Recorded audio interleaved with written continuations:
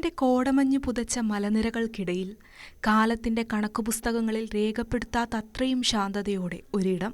നീരൂർ. പേര് സൂചിപ്പിക്കുന്നതുപോലെ തന്നെ നീരുറവകളുടെയും നന്മയുടെയും നാട്. പടിഞ്ഞാറത്തറയിൽ നിന്നും കൽപ്പറ്റയിലേക്കുള്ള പാതയോരത്ത് ആധുനികതയുടെ ബഹളങ്ങളിൽ നിന്നും മാറി പ്രകൃതിയും ഈശ്വരനും ഒന്നായിത്തീരുന്ന അപൂർവമായൊരു സങ്കേതമാണ് നീരൂർ ശിവക്ഷേത്രം. ഇവിടെ പ്രഭാതം വിരിയുന്നത് സൂര്യരശ്മികൾ കൊണ്ടല്ല, മറിച്ച് ക്ഷേത്രത്തിൽ നിന്നുയരുന്ന മണിനാദത്താലാണ്. ആ മണിമുഴക്കം കേട്ടുണരുന്ന ഗ്രാമം ഒരു വലിയ ധ്യാനത്തിൽ നിന്നെന്ന പോലെ കണ്ണു തുറക്കുന്നു. കിഴക്കോട്ട് നോക്കിയാൽ കണ്ണെത്താ ദൂരത്തോളം പരന്നുകിടക്കുന്ന നെൽപ്പാടങ്ങൾ, ഇരുവശങ്ങളിലും കാവൽ നിൽക്കുന്ന കുന്നുകൾ, അവയ്ക്കിടയിൽ വന്യമായ സൗന്ദര്യം തുളുമ്പുന്ന ഈ ഭൂപ്രദേശം കേവലം ഒരു ആരാധനാലയം എന്നതിലുപരി മനസ്സിന് ശാന്തി നേടിയെത്തുന്നവർക്ക് ഒരു അഭയസ്ഥാനമാണ്. ക്ഷേത്രമുറ്റത്തെത്തുമ്പോൾ അനുഭവപ്പെടുന്ന നിശബ്ദത മറ്റേതൊരു ക്ഷേത്രത്തിലും ലഭിക്കാത്ത വിധം അഗാധമാണ്. ആ ശാന്തതയിൽ ഭക്തരുടെ മനസ്സിലെ ഭാരങ്ങൾ അലിഞ്ഞില്ലാതാകുന്നു. അഭീഷ്ടവരദായകനായ മഹാദേവൻ ഇവിടെ എത്തുന്ന ഓരോ ഭക്തന്റെയും പ്രാർത്ഥനകൾക്ക് മറുപടി നൽകി നൂറ്റാണ്ടുകളായി ഈ മണ്ണിന്റെ കാവൽക്കാരനായി കുടികൊള്ളുന്നു. നീരൂർ ക്ഷേത്രത്തിന്റെ ചരിത്രം അന്വേഷിച്ചിറങ്ങുന്നത് ഒരു കാലഘട്ടത്തെ തന്നെ വീണ്ടെടുക്കുന്നതിന് തുല്യമാണ്. കൃത്യമായ ലിഖിത രേഖകൾ കുറവാണെങ്കിലും 4-5 തലമുറകൾക്ക് മുൻപുള്ള കാരണവന്മാർ പകർന്നു നൽകിയ വായ്മൊഴികളും ക്ഷേത്രത്തിൽ നടന്ന അഷ്ടമംഗല്യ പ്രശ്നവിധികളും വിരൽ ചൂണ്ടുന്നത് 1000 വർഷത്തിലധികം പഴക്കമുള്ള ഒരു ചരിത്രത്തിലേക്കാണ്. ബ്രിട്ടീഷ് അധിനിവേശത്തിനും എന്തിന് ടിപ്പു സുൽത്താന്റെ പടയോട്ടത്തിനും നൂറ്റാണ്ടുകൾക്ക് മുൻപേ ഇവിടെ ഒരു മഹാക്ഷേത്രം നിലനിന്നിരുന്നു എന്ന് കരുതപ്പെടുന്നു. ക്ഷേത്ര പരിസരത്തു നിന്നും ലഭിച്ച ശിലാപാളികളും പുരാവസ്തു പ്രാധാന്യമുള്ള നന്നങ്ങാടികളും വിളിച്ചു പറയുന്നത് ഇവിടെ അതിപുരാതനമായൊരു ജനപദം, ഒരു വൻ നഗര സംസ്കാരം തന്നെ നിലനിന്നിരുന്നു എന്നാണ്. ഇന്നത്തെ ശാന്തമായ ഗ്രാമം ഒരു കാലത്ത് ജനനിബിഡമായ സംസ്കാരം തുടിച്ചു നിന്നിരുന്ന ഒരു കേന്ദ്രമായിരുന്നു എന്നതിന്റെ തെളിവുകളാണ് ഈ മണ്ണിൽ നിന്നും കണ്ടെടുക്കപ്പെട്ടത്. ചരിത്രത്തിന്റെ പല ഏടുകളും കാലപ്രവാഹത്തിൽ മാഞ്ഞുപോയെങ്കിലും കെടാവിളക്ക് പോലെ ഈ ക്ഷേത്രം ഇന്നും ജ്വലിച്ചു നിൽക്കുന്നു. വളരെ പരിപാവനമായ തിരുമുറ്റത്ത് നിന്നുകൊണ്ടാണ് ഈ ക്ഷേത്രത്തിൻ്റെ ചരിത്രത്തെക്കുറിച്ച് 2 വാക്ക് സംസാരിക്കുന്നത്.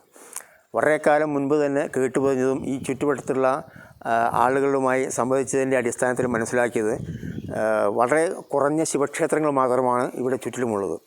അത് കാവുമന്നത്തിന് അടുത്തുള്ള ഒരു ശിവക്ഷേത്രമുണ്ട്. ആ ശിവക്ഷേത്രത്തിൽ നിന്നും ഭഗവാൻ ഇവിടെ ഇതുവഴി വരികയും ഈ വന്ന സമയത്ത് 2 കുന്നുകൾക്കിടയിൽ ധാരാളം നീർ ഒഴുകുന്നത് കണ്ടുകൊണ്ട് ഇവിടെ നീരൂർ എന്ന് പേര് കൊടുത്തുകൊണ്ട് ഇവിടെ അദ്ദേഹം ഇരിക്കുകയും ചെയ്തു എന്നുള്ളതാണ് പറയുന്നത് കേട്ടിട്ടുണ്ടായിരുന്ന ഒരു ചരിത്രം.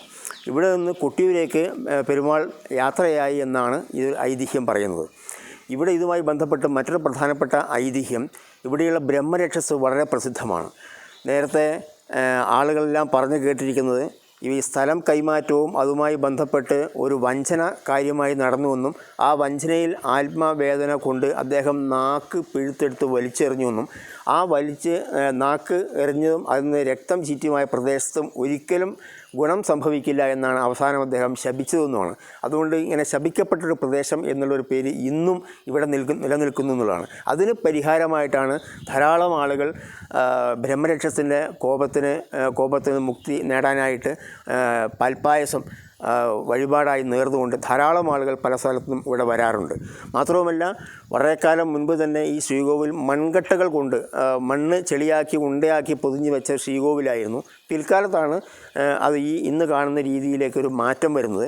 ഇവിടുത്തെ ഭഗവാനുള്ള ഒരു പ്രത്യേകത, എല്ലാ ശിവക്ഷേത്രങ്ങളിലും ശിവചൈതന്യം മാത്രമാണെങ്കിൽ ഇവിടെ ഒരു ഉമാമഹേശ്വരി എന്നുള്ള ഒരു സങ്കല്പവും കൂടെ അദ്ദേഹത്തിൻ്റെ കൂടെ പാർവതി സങ്കല്പം കൂടെ അതിൻ്റെ കൂടെ ഉള്ളതായിട്ടാണ് പറയുന്നത്. അതുകൊണ്ട് ശ്രീകോവിൽ 2 നിവേദ്യമാണ് സാധാരണ പതിവുള്ളത്. വിവാഹം ചെയ്യാൻ വൈകുന്ന ആളുകൾക്ക് പ്രത്യേകമായി ഇവിടെ പൂജ നടത്തിക്കഴിഞ്ഞാൽ വിവാഹം പ്രാപ്തമാകും എന്നുള്ളൊരു വിശ്വാസം ഉള്ളതുകൊണ്ട് തന്നെ അതിനുള്ള പൂജകളുമായി ധാരാളം ആളുകൾ ഭക്തജനങ്ങൾ ഇവിടെ വരാറുണ്ട്. എന്നിരുന്നാലും ശരി, നമ്മൾ ദേവസ്വം ബോർഡിൻ്റെ അധീനതയിലായതുകൊണ്ട് വളരെയധികം പരിമിതികൾ പൊതുജനങ്ങൾക്ക് ഇതുമായി ബന്ധപ്പെട്ട് പ്രവർത്തിക്കാൻ ഇപ്പോൾ നിലനിൽക്കുന്നുണ്ട്. അതെല്ലാം മാറ്റി വരേണ്ടതാണ്. ചുറ്റുവട്ടത്തുമുള്ള വളരെ കുറഞ്ഞ വരുമാനക്കാരായ ആളുകളുള്ളതുകൊണ്ട് ഇത് മുന്നോട്ട് കൊണ്ടുപോകാൻ വളരെയധികം പ്രയാസം അനുഭവപ്പെടുന്നുണ്ട്.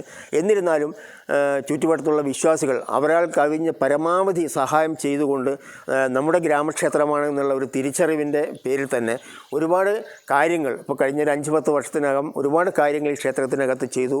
തുടർന്നും ഇതുപോലെയെല്ലാം സംഭവിക്കാൻ ഭഗവാന്റെ കാരുണ്യമുണ്ടാകട്ടെ എന്ന് മാത്രം ഭഗവാനെ പ്രാർത്ഥിച്ചുകൊണ്ട് കേരളീയ ക്ഷേത്ര വാസ്തുവിദ്യയുടെ തനിമ ഒട്ടും ചോരാതെയാണ് നീരൂർ ക്ഷേത്രം നിർമ്മിക്കപ്പെട്ടിരിക്കുന്നത്. വയനാടിന്റെ ഭൂമിശാസ്ത്രപരമായ പ്രത്യേകതകളും പൂർണ്ണമായും ഉൾക്കൊള്ളുന്ന നിർമ്മാണ രീതിയാണിവിടെ കാണാനാവുക. കരിങ്കല്ലും വെട്ടുകല്ലും സമന്വയിപ്പിച്ച് നിർമ്മിച്ച ക്ഷേത്രമതിൽക്കെട്ടും ശ്രീകോവിലും ദ്രാവിഡ വാസ്തുശില്പകലയുടെ ഉത്തമ ഉദാഹരണങ്ങളാണ്. കനത്ത മഴയെ പ്രതിരോധിക്കാൻ പാകത്തിന് ചരിഞ്ഞ മേൽക്കൂരകൾ, അവയ്ക്കു മുകളിൽ പാകിയ ഓടുകൾ, വായുസഞ്ചാരം ഉറപ്പാക്കുന്ന രീതിയിലുള്ള വാതിലുകൾ എന്നിവയെല്ലാം ഇവിടുത്തെ പ്രത്യേകതകളാണ്. ശ്രീകോവിലിന്റെ ഘടന ദേവചൈതന്യത്തെ കേന്ദ്രീകരിക്കുന്ന രീതിയിലാണ് ചിട്ടപ്പെടുത്തിയിരിക്കുന്നത്. കരിങ്കല്ലിൽ തീർത്ത അടിത്തറയും അതിനു മുകളിലേക്ക് ഉയരുന്ന ചുവരുകളും നൂറ്റാണ്ടുകളുടെ വെയിലിലും മഴയിലും കരുത്തുറ്റതായി നിലനിൽക്കുന്നു. ക്ഷേത്രത്തിനു ചുറ്റുമുള്ള പ്രകൃതിദത്തമായ പച്ചപ്പ് ക്ഷേത്രത്തിന്റെ വാസ്തുവിദ്യയുടെ ഭാഗമായി തന്നെ മാറിയിരിക്കുന്നുവെന്ന് തോന്നും വിധമാണ് ഇതിന്റെ കിടപ്പ്. ഈ ക്ഷേത്രത്തിൽ ആദിവാസികൾക്ക് പ്രത്യേകതയുണ്ട്. കാരണം ഒരു അവകാശമാണ്. കൊടിമരം നാട്ടലും അതുപോലെ തന്നെ പുത്തരി ഉത്സവത്തിനൊക്കെ ഈ ആദിവാസികളാണ് ഇവിടെ കൂടുതലായിട്ടും സഹകരിക്കുന്നത്. അതിന് ഞങ്ങൾക്കൊരു അവകാശമാണ്. അത് ഇപ്പോഴും ഇവർ കമ്മിറ്റിക്കാരായാലും ആരായാലും ക്ഷേത്ര കമ്മിറ്റി ഞങ്ങൾക്ക് തരുന്നുണ്ട്. അതിൽ സന്തോഷം തന്നെയുള്ളൂ. ക്ഷേത്രത്തിലെ ശിലാവിഗ്രഹങ്ങളും ചുവർ ചിത്രങ്ങളും ലളിതമെങ്കിലും അർത്ഥസമ്പുഷ്ടമാണ്. ശിവന്റെ ശാന്തഭാവമാണ് ഇവിടെ പ്രതിഷ്ഠയുടെ മുഖമുദ്ര. സാധാരണ ശിവക്ഷേത്രങ്ങളിൽ കാണാറുള്ള രൗദ്രഭാവത്തിന് വിപരീതമായി ധ്യാനനിമഗ്നനായ ഭക്തരോട് കരുണയുള്ള ഭഗവാനാണ് ഇവിടെയുള്ളത്. ക്ഷേത്രത്തിലെ ദാരുശില്പങ്ങൾ സൂക്ഷ്മമായ കൊത്തുപണികളാൽ സമ്പന്നമാണ്. പ്രകൃതി ശക്തികളെയും ദേവതാസങ്കല്പങ്ങളെയും മരത്തിൽ കൊത്തിയെടുത്ത ശില്പികൾ അന്നത്തെ കാലത്തെ കരകൗശല വിദ്യയുടെ ഉന്നതിയെ കാണിക്കുന്നു. കിഴക്കോട്ട് ദർശനമായിരിക്കുന്ന ക്ഷേത്രം ഉദയസൂര്യന്റെ ആദ്യ രശ്മികളെ ഏറ്റുവാങ്ങുന്നു. ഇത് ജ്ഞാനത്തിന്റെയും പ്രകാശത്തിന്റെയും പ്രതീകമാണ്. ഇരുളിൽ നിന്നും വെളിച്ചത്തിലേക്കുള്ള പ്രയാണമാണ് ഓരോ ഭക്തനും ഇവിടെ അനുഭവിക്കുന്നത്. ഗർഭഗൃഹം അഥവാ ശ്രീകോവിൽ അനന്തമായ ഊർജത്തിന്റെ കേന്ദ്രമാണ്. ഇവിടെ കുടികൊള്ളുന്ന ശിവലിംഗ പ്രതിഷ്ഠ സ്വയംഭൂവാണോ അതോ ഋഷിവര്യന്മാരാൽ പ്രതിഷ്ഠിക്കപ്പെട്ടതാണോ എന്നത് ഇന്നും തർക്കവിഷയമാണെങ്കിലും ഇവിടുത്തെ ചൈതന്യം അവർണ്ണനീയമാണ്. അഭീഷ്ടവരദായകൻ എന്ന വിശേഷണം വെറുമൊരു വാക്കല്ല, മറിച്ച് ആയിരക്കണക്കിന് ഭക്തരുടെ അനുഭവ സാക്ഷ്യമാണ്. മനസ്സുരുകി പ്രാർത്ഥിക്കുന്നവന്റെ വിളി കേൾക്കുന്ന ദൈവം. സങ്കടങ്ങൾ ഇറക്കിവെക്കാൻ ഒരിടം തേടിയെത്തുന്നവർക്ക് ശ്രീകോവിലിന് മുന്നിലെ നിമിഷങ്ങൾ നൽകുന്നത് വലിയൊരാശ്വാസമാണ്. ക്ഷേത്രത്തിലെ പ്രധാന പ്രതിഷ്ഠയോടൊപ്പം ഗണപതി, ഭഗവതി, ശാസ്താവ്, ബ്രഹ്മരക്ഷസ്, ഗുളികൻ, പരദേവതാക്കാവ് എന്നിവരും ഉപദേവതകളായി കുടികൊള്ളുന്നു. ഇത് ശൈവശാക്തേയ സങ്കല്പങ്ങളുടെ ഒരു സംഗമ ഭൂമി കൂടിയാണെന്ന് വ്യക്തമാക്കുന്നു. നീരൂർ ക്ഷേത്രത്തിലെ ആചാരങ്ങൾ കേവലം താന്ത്രിക വിധികൾക്ക് അപ്പുറം സാമൂഹികമായ ഒത്തുചേരലിന്റെ വേദികൾ കൂടിയാണ്. ധനുമാസത്തിലെ മണ്ഡലകാല മഹോത്സവമാണ് ഇവിടുത്തെ പ്രധാന ആഘോഷം. ഈ സമയത്ത് ഗ്രാമം മുഴുവൻ ക്ഷേത്രമുറ്റത്തേക്ക് ഒഴുകിയെത്തുന്നു. ഞാൻ ഈ ക്ഷേത്രത്തിൻ്റെ സെക്രട്ടറിയാണ്. ഈ ക്ഷേത്രത്തിൻ്റെ കാര്യങ്ങളിലേക്ക് കിടക്കുകയാണെങ്കിൽ നമ്മുടെ ഈ ക്ഷേത്ര പരിസരത്തുള്ള ആളുകൾ മുഴുവനും ആദിവാസി വിഭാഗത്തിൽപ്പെട്ട പണിയ അതുപോലെ തന്നെ കുറിച്യ വിഭാഗത്തിൽപ്പെട്ട ആളുകളാണ്. അവർ വളരെയധികം കഷ്ടപ്പെട്ട് കൂലിപ്പണിയെടുത്ത് ജീവിക്കുന്ന, അവർ സമ്പാദിക്കുന്ന അതിൽ നിന്നൊരു ചെറിയ തുക ക്ഷേത്രത്തിലേക്ക് നൽകിക്കൊണ്ട് നല്ല രീതിയിൽ തുടർച്ചയായി പോകുന്നുണ്ട്. ഇവിടെയുള്ള ഭഗവാന്റെ ചൈതന്യം പല ഭാഗങ്ങളിൽ നിന്നും ആസ്വദിച്ചുകൊണ്ട് ആളുകൾ ഇവിടെ എത്തിച്ചേരാറുണ്ട്. എല്ലാ മതവിഭാഗത്തിലുള്ള ആളുകളും ഉത്സവങ്ങളിൽ പങ്കെടുക്കാറുണ്ട്. ജനകീയമായ ഒരു കമ്മിറ്റിയാണ് ഇവിടെയുള്ളത്. നമ്മുടെ ക്ഷേത്രം വളരെയധികം ജീർണാവസ്ഥയിലാണുള്ളത്. പല തവണ ഞങ്ങൾ അതിനായി അപേക്ഷ സമർപ്പിക്കുകയും ഫോട്ടോ എടുത്ത് കൊടുക്കുകയൊക്കെ ചെയ്തിട്ടുണ്ട്. ഒന്നുമായിട്ടില്ല. ഇവിടുത്തെ ഏറ്റവും വലിയ പ്രത്യേകത ജാതിമത വേർതിരിവുകൾക്ക് അതീതമായ ജനപങ്കാളിത്തമാണ്. ബ്രാഹ്മണർ പൂജ ചെയ്യുമ്പോഴും ക്ഷേത്രമതിൽക്കെട്ടിനുള്ളിൽ വിവിധ സമുദായങ്ങൾക്ക് കുറിച്യർ, പണിയർ, നായർ, ഈഴവർ, ബ്രാഹ്മണർ അവരവരുടേതായ സ്ഥാനവും അവകാശങ്ങളും കൽപ്പിച്ചു നൽകിയിട്ടുണ്ട്. പണ്ടുകാലം മുതലേ ഒരു വിഭാഗം അരി കൊണ്ടുവരുമ്പോൾ മറ്റൊരു വിഭാഗം പച്ചക്കറികൾ കൊണ്ടുവരികയും വേറൊരു വിഭാഗം അത് പാചകം ചെയ്യുകയും ചെയ്യുന്ന രീതി നിലനിന്നിരുന്നു. ഈ കൂട്ടായ്മയാണ് നീരൂരിന്റെ ശക്തി. നീരൂർ ശിവക്ഷേത്രത്തിൽ നടന്നു വരുന്ന ആഘോഷ പരിപാടികളിൽ, ഉത്സവങ്ങൾ എന്ന് വേണ്ട എല്ലാ പരിപാടികളിലും ഇവിടെ കുറിച്ച പണിയ സമുദായങ്ങളാണ് ഏറ്റവും കൂടുതൽ ബന്ധപ്പെടുന്നത്. അവരാണ് ഇവിടുത്തെ കാര്യങ്ങൾ മുറ പോലെ ചെയ്യുന്നത്. അവർക്ക് അതിൻ്റേതായ ഒരു അവകാശം പണ്ട് മുതലേ ഉള്ളതാണ്. എല്ലാവരും ഒരേ മനസ്സോടെ തോളോടു തോൾ ചേർന്ന് ഭഗവാനെ പ്രാർത്ഥിക്കുന്ന ആ കാഴ്ച മാനവികതയുടെ ഏറ്റവും വലിയ സന്ദേശമാണ്. വയനാട്ടിലെ ഗോത്രവർഗ സംസ്കാരവും മുഖ്യധാര ഹൈന്ദവ സംസ്കാരവും എങ്ങനെ ഇഴചേർന്നു നിൽക്കുന്നു എന്നതിന്റെ ഉത്തമ ഉദാഹരണമാണ് നീരൂർ. ക്ഷേത്രത്തിന് ചുറ്റുമുള്ള കുറിച്യ പണിയ വിഭാഗങ്ങളുടെ തനതായ ആചാരങ്ങളും അനുഷ്ഠാനങ്ങളും ക്ഷേത്ര ചടങ്ങുകളുടെ ഭാഗമായി മാറുന്നു. ക്ഷേത്രം കേവലം ആരാധനയ്ക്കുള്ള സ്ഥലമല്ല, മറിച്ച് കാർഷിക വൃത്തിയുടെയും കേന്ദ്രമാണ്. പാടശേഖരങ്ങളാൽ ചുറ്റപ്പെട്ട ക്ഷേത്രം കാർഷിക സമൃദ്ധിയുടെ അനുഗ്രഹം തേടുന്ന കർഷകരുടെ ആശ്രയ കേന്ദ്രമാണ്. വിളവെടുപ്പിന് മുൻപും ശേഷവും കർഷകർ ഇവിടെ എത്തി പ്രാർത്ഥിക്കുന്നത് ഇന്നും തുടരുന്ന പതിവാണ്. ഈ ക്ഷേത്രത്തിൽ പ്രധാനമായ സങ്കല്പം ഉമാമഹേശ്വരനാണ്. ഈ ക്ഷേത്രത്തിൽ എന്ത് വഴിപാടുകൾ നേർന്നാലും എന്ത് പ്രാർത്ഥിച്ചാലും അത് സഫലമാവുന്ന ഒരു രീതിയാണ് അനുഭവത്തിൽ കൂടി കാണുന്നത്. ഓരോ ഭക്തനും ഓരോ കാര്യസാധ്യത്തിനായി പ്രാർത്ഥിച്ചു വരുന്നുണ്ട്. അതിന് എന്ത് വഴിപാട് ചെയ്യണം, എങ്ങനെ ചെയ്യണമെന്ന് സംശയമുള്ള കൂട്ടർ പറഞ്ഞു കൊടുക്കുകയും ചെയ്യും. അങ്ങനെ വഴിപാട് അർപ്പിക്കുമ്പോൾ പല ഗുണങ്ങളും അവർക്ക് സിദ്ധിച്ചുകൊണ്ടേ ഇരിക്കുന്ന ഒരു സംഗതിയായിട്ടാണ് കാണുന്നത്. നീരൂർ ക്ഷേത്രത്തെക്കുറിച്ച് പറയുമ്പോൾ ഏറ്റവും അത്ഭുതകരമായ കാര്യം ഇവിടുത്തെ ഭൗമശാസ്ത്രപരമായ പ്രത്യേകതയും അതിജീവനവുമാണ്.